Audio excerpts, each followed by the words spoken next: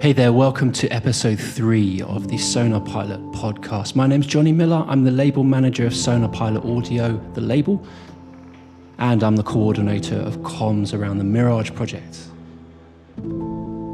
Today, for the 3rd episode in the series, I'm going to be talking with Michael Moppet, aka Sonarpilot, the man behind the Mirages released on the Mirage project, and Roger Mader, who's the guy behind the amazing fractals that are used in the Mirage project videos.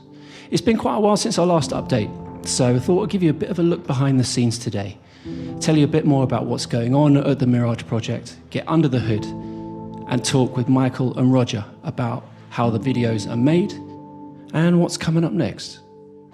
Myself and Michael open the conversation.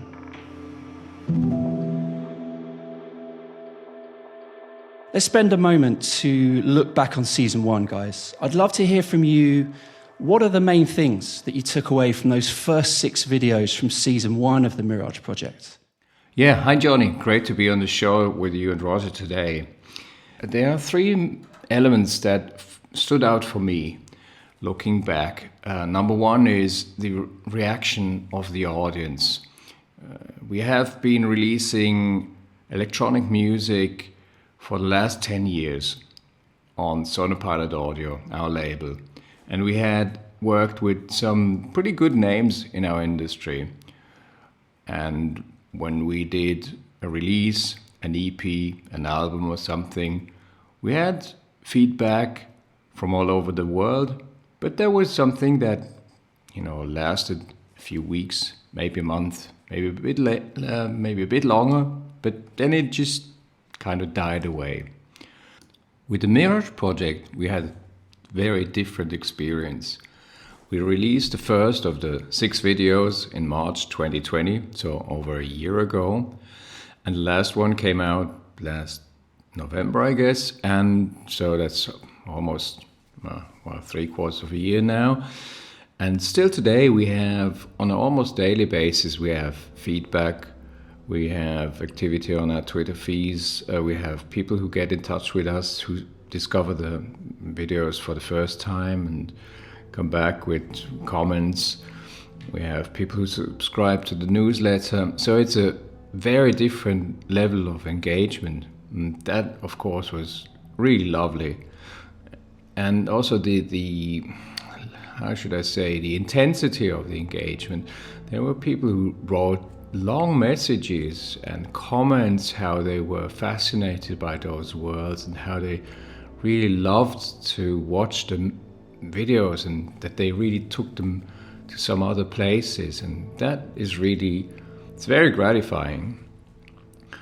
The second element is, I grew up in the 1970s and musically, and at that time we had these wonderful vinyl records, and they came with those beautiful sleeves, and some of them were double albums. You could open them up, or they were concept albums. So you had a piece of artwork, visual artwork, that came with the music. So you bought the record, you took it home, you listened to it for a long time, you looked at the cover, and in a way you were much more engaged with the music. Today, I must admit that sometimes I listen to music to stream something and I quickly forget about it. And for me, the Mirages were a little bit of, as if we were going back to this experience that I had as a teenager with much more intense identification with the music. And that was really lovely to do. And the third element is that these fractals, these visuals, stayed with me for a very long time. When I create these videos based on the fractal animations that Roger does for us, I literally stare hundreds of hours at those things. And then after a while you start to discover similar structures in the world around you. You go for a walk you look at a forest or you're somewhere in the city and you see things that remind you of these fractal worlds. And so there's a certain, almost like a blur between those fractal animations and the quote-unquote real world. And I found that really very, very fascinating. So how about you, Roger? What were the main things that stayed with you as an experience from the first season of the Mirage project? I mean, for me, the most impressive or interesting part is that I hand over my animations to Michael. I'm very familiar with the look of these animations, and then I see the final project and I can hardly recognize any images of it. That's for me a totally new approach. That's after me, someone else is heavily working on that stuff, changing that stuff. And in the beginning, sometimes it is not easy to get away with that, because you tried hard to achieve a certain look, and then stuff is cut out or is I destroy changed. everything. And that's a very new impression, for me. And I had to learn that. They become something completely different, completely new to Yes. the original work Yes, that you've. absolutely. So yeah, I mean, when we started this Mirage project back in 2020, we didn't really plan to do a run of different series on this thing. It was just going to be, okay, let's make this special concept album, this amazing project, and we didn't plan to do a season 2 at all. Let's talk about the reasons that have brought us here to where we are today, where you guys are working on the production of season 2 of the Mirage project. Yeah, well, as you just explained, when we started this whole process, we had no intention, or we didn't even think about a second season. We didn't even think in the term seasons. We just started to produce a first video, and then we saw this is really something amazing, and so we did a second one. We continued to work with this technology, and at the beginning, this is quite a steep learning curve. The whole production process is quite intense, and there are a lot of different elements that need to come together. And so we ourselves became more familiar with the technology, but also saw more of the potential to create new worlds, to go even deeper into this technology. So when we came to the end of the 6th video, and we felt this is now a good body of work to release, we had the impression, well, there's so much more potential there. There's so much more that we could explore in terms of the animations, but also in terms of the music. Because for me, personally, it opened up a real new creative space. In the last 10 years, we had released a lot of different music, but it was mainly in the area of deep house, a little bit of techno, just, sometimes a little bit more experimental. But with these soundtracks, that opens up really a new field, and for me, it was really liberating, and I was very much looking forward to doing more of this kind of soundtrack work.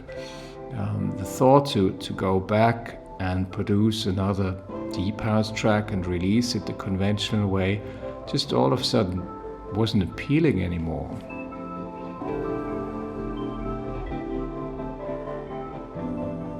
Same for me, and in addition, I think it is very powerful that we are such a small team, what we can achieve, because if you take a look at the end credits of visual effect heavy films, you see hundreds of names which were needed to create models, animate models.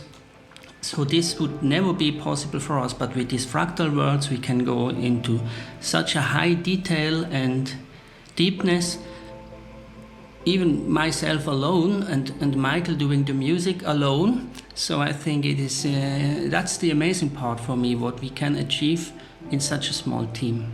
Yeah, I think that's an excellent point that you're making here, Roger. We as a small team, we have a very high degree of flexibility. We can change the music, we can change the animations as we go. We can make sure that there's a very, very tight fit between the two as we create them. If you look at a traditional animation, you start with a storyboard, you have then your sketches, you have your models, you start to animate things, and you're stuck with that plan, so to speak. You can't really just deviate from it all of a sudden.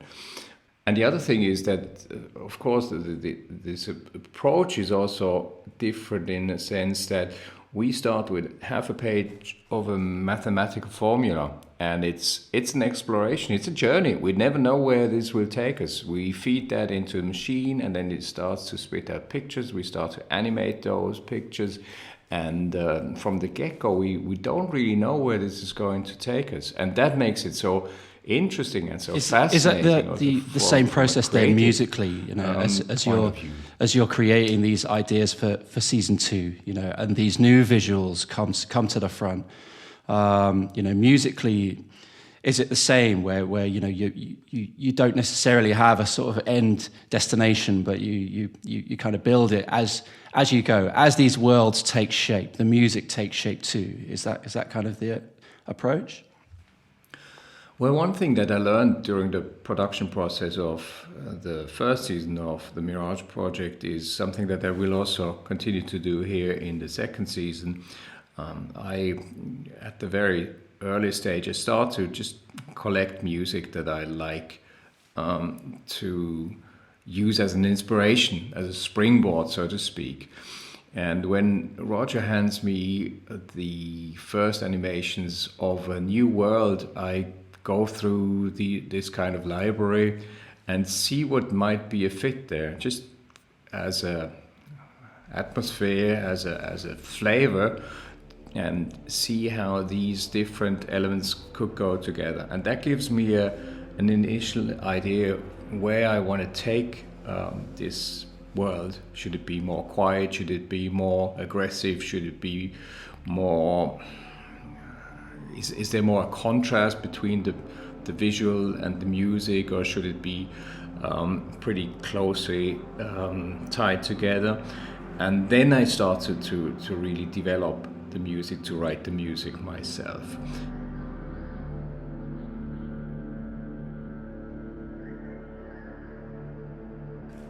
So this will be the same for season 2, but what I will try, or what I'm working on right now, is to enhance the breadth of the colors that I'm using. One track might be a beatless track, more an ambient track. One track might be something where I use more of a classical instrumentation with woodwinds and so forth. One track might be a more dark electronic kind of soundscape, so that the whole range of worlds that we visit are not only from a visual perspective even more diverse than what we have seen in season 1, but also from a sonic point of view. Does that you know, involve the production process being different then? You know, from what you were used to doing with season 1, you know, and the sort of finding your feet in this whole realm, to season 2, where, you know, you've got new ideas, feeling a little bit freer in terms of how the soundtracks are going to end up. Has the production process changed much? Well, the short answer is yes, we have changed quite a few things for the production process, but Roger will go into the details of what's new in season 2. But before we do that, why don't I just give the audience a quick summary of the basics that have not changed. There is actually quite a lot of material on the website of the Mirage project that explains the production process. But it basically goes like this. We start to select formulas, those fractal formulas that produce an image.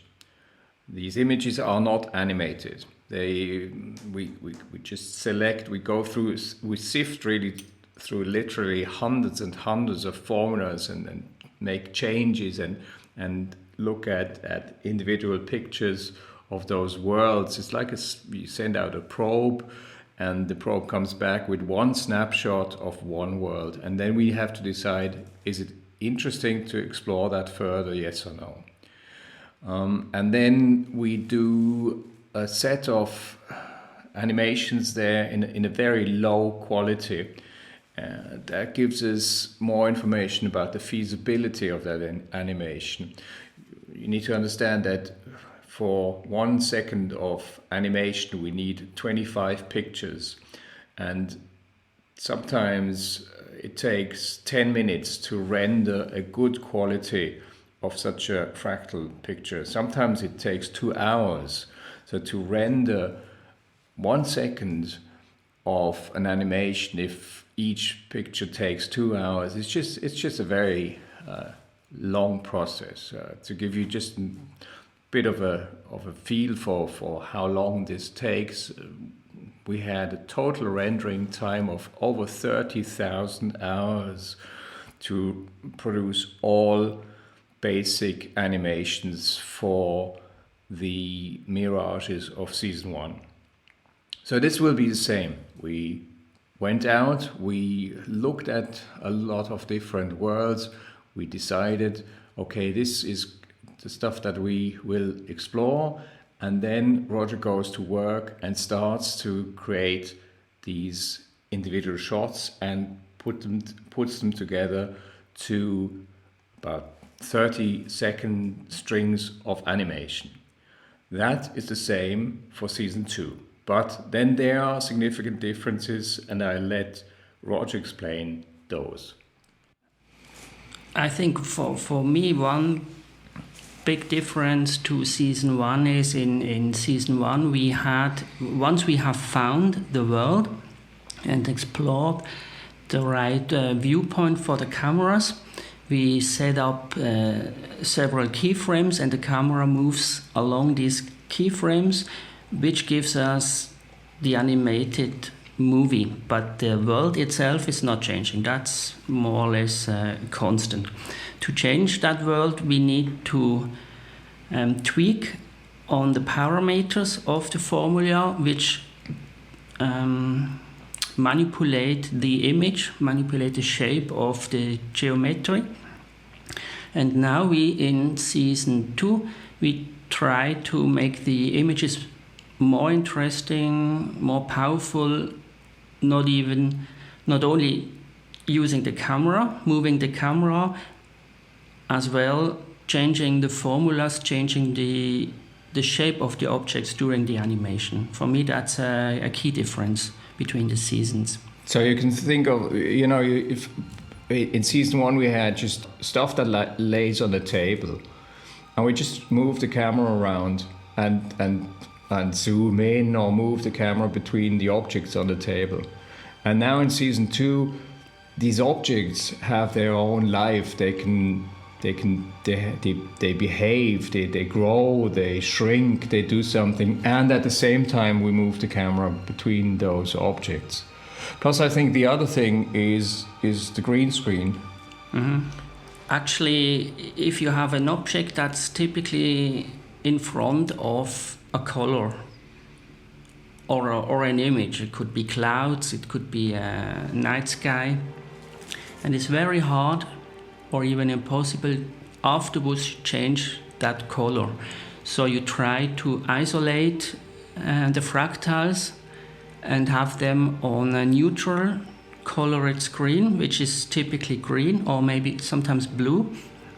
And then you have all the possibilities to combine these images to new compositings. You can have 20 layers on top of each other to enhance the image. So you might all have seen, some of the, I don't know, a Star Wars actor at Jedi Knight or something wielding his sword in front of a green background.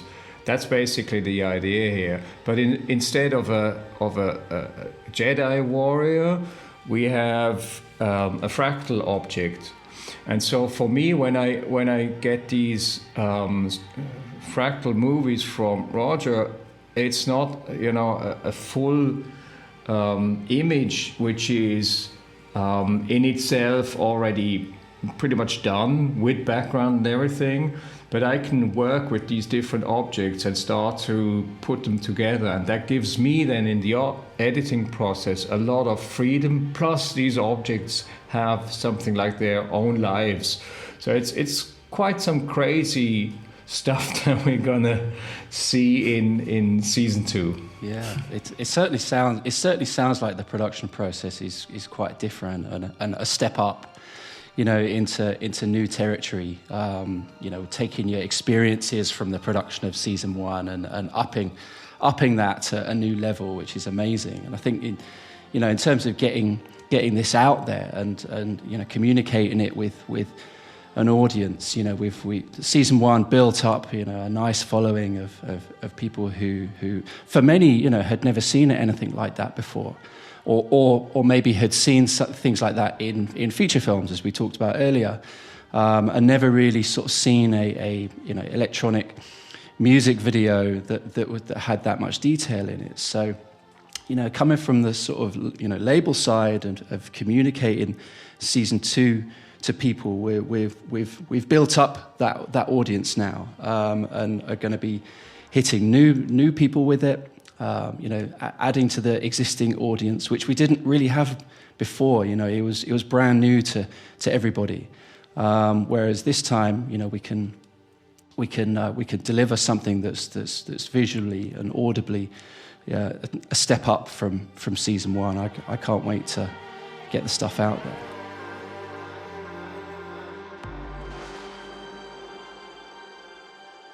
How far along are we now? I mean, you've been working on this for some months, since the season 1 album release, which was just before Christmas 2020. It's now July 2021. I mean, how long does this thing, take to see visualized from? Yeah, what the hell are these guys doing there? Well, I mean, we looked through hundreds and hundreds of fractal formulas during the winter. We started, late last fall, when we said, okay, it might be interesting to just find out if there's enough material that we could produce, which is interesting. So we did that, and then we identified a whole bunch of formulas that we started to test, and now we have, I don't know. Actually, we have 29 fractals, and we have made 4 animations of each. So we have roughly 120 animations, average 30 seconds, which are done, and so 120 are done and 68 are still to be produced. See, Roger's on top of things. So it's two-thirds is finished. Roughly a good third is still to be rendered. And I, on my side, have produced so far, out of the material that Roger gave me, I so far have produced 6 videos, which are almost ready. We still need, just some title edits and some credits, and we need to master the music that goes with the videos. But 6 of them are pretty much done. But there's so much material that comes out of Roger's rendering farm right now that there's a good mountain of work still ahead of us. So we finished season 1, and as you guys were getting busy with the production of season 2, one of the things that we had an option to do was to commission a series of remixes of season 1 tracks, and getting in guest artists to remix Sonarpilot works is something we've done for 10 years. It's kind of the other key thing that we do on this label, other than release original Sonarpilot music is have these reinterpretations by some of our favorite underground electronic music producers. So we decided to push ahead and commission 3 guest artists to come in, take the season 1 soundtracks and rework them, do something interesting with them, and not just, you know, a standard kind of rollout remix for, you know, a club DJ. We specifically chose producers that had a really interesting streak to them, what they did, where they, you know, the type of artists that they were, and sort of just gave them an open book, really. We've got 3 producers. We've got Jazuel from South Africa. We've got Brendan Moller from New York City. And we have Martin Iverson, aka @Jazz, from the UK. 3, you know, in some ways similar artists in terms of their breadth of production. They're certainly not kind of run-of-the-mill dance music producers. They all have a quite unique streak to them, and are all, you know, interested and driven by interesting projects. So, you know, Jazuel coming in from South Africa, you know, he took 2 of the Mirage season 1 soundtracks and, you know, worked them into sort of, you know, alternative electronica tracks that were, you know, pretty different to the regular releases that he does, but purely because he's interested in science, he's interested in art. And, you know, it was his opportunity to work with some material that was, you know, a much wider depth to the type of songs possibly that he was used to working on. And the same with Martin Iverson, aka @Jazz. You know, there's a producer who's you know, well versed in making music for films, so he could see the sort of differences between that, you know, what we had with Mirage Project Season 1 and, you know, the sort of run-of-the-mill club tracks and remixes that so many producers are commissioned to do. So, and with Brendan Moller from New York, who's a real sort of, you know, scientist when it comes to electronic dub music.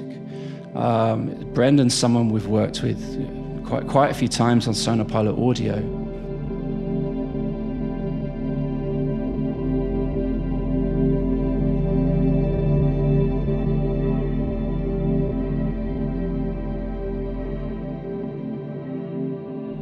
Yeah, I must say, you know, for me, it's always amazing. I mean, I write music and then I send those elements, the stems, out to remixes, and then when the remix comes back, it's like it's like Christmas. You have a parcel under the tree and you unwrap it and you have no idea what's inside. And the interpretations this time were so diverse, so interesting, and so colorful, and it's really, I think it's going to be a brilliant series. Actually, we just received the last mix, so we have these 6 remixes all together, and we are going currently through the mastering process, and so we will start with the release of these mixes. When is that, Johnny? It's going to be in the coming months through to Christmas. So, okay, you know, we're going to schedule them out, give them the space they deserve, and, you know, that's going to be the sort of, you know, sidestep project that leads up to season 2. What we are also working on is another side project, which are these NFTs, those non-fungible tokens. So everybody who has not spent their last 2 years under a rock will have heard about that, I guess. It's in the space of crypto assets. There is one asset class, if you wish. It's a sort of technology that can make a digital object identifiable as a unique item. It has it is linked to a blockchain, and so its identity is unique. And Roger just described that he has, or in the process of the production, he creates all these animations that sometimes don't really make it into the final video, or they are heavily edited and redacted and look really different. But the original animations are really very beautiful. And we were always wondering, what could we do with these things? We didn't want to just publish them or release them, because it's a lot of material, and then we would have a bit of a confusion between the main video and all these other elements that are floating around out there. But now, as we have this new technology with NFTs, we are looking at opportunities to take those animations and turn them into NFTs and put them on platforms, not really for commercial reasons, but also perhaps as giveaways, perhaps as collectors' items that go along with the videos, or things that we can give to our subscribers. That is something that we are looking at right now. It's right now it's a very dynamic space, and there's a lot of hype going on. So we want to make it right and not just ride the hype. It might take a couple of months until we have something more tangible that we can communicate, but this is another element that we're working on. So we have basically the videos for season 2 that are in the making. We have the remixes, and we have the NFTs. So there's a lot of stuff going on. And as always, thanks to everybody who supports the project, who is interested, spreads the word. We like your comments, we love your feedback, so thanks for all of that. And yeah, hope to come back with more really soon. All right.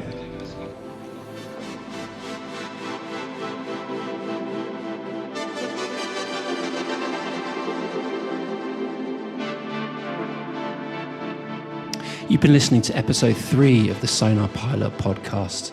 My name's Johnny Miller, label manager and coordinator of comms for the Mirage project, and I've been in discussion today with Michael Moppert, aka Sonarpilot, and Roger Mader, the guy behind the amazing fractal visuals that are in the Mirage project videos. Thanks so much for listening. We'll be back again soon, as Michael alluded to in our conversation, with a couple of special episodes featuring some of the guest remixes that we've brought in for the Mirage Remix project that's coming out pretty soon on Sonarpilot Audio. Till then, you can stay in touch with us on social media. You can find us on Facebook, just search Sonarpilot. On Instagram and Twitter, we are both at Sonarpilot Audio, all one word. And of course, you can go to www.themirageproject.com to check out the full-length Mirages from season 1, and also get a little bit more information on how the videos are made, a little bit more information about the artists involved. So till next time, take care everybody, peace.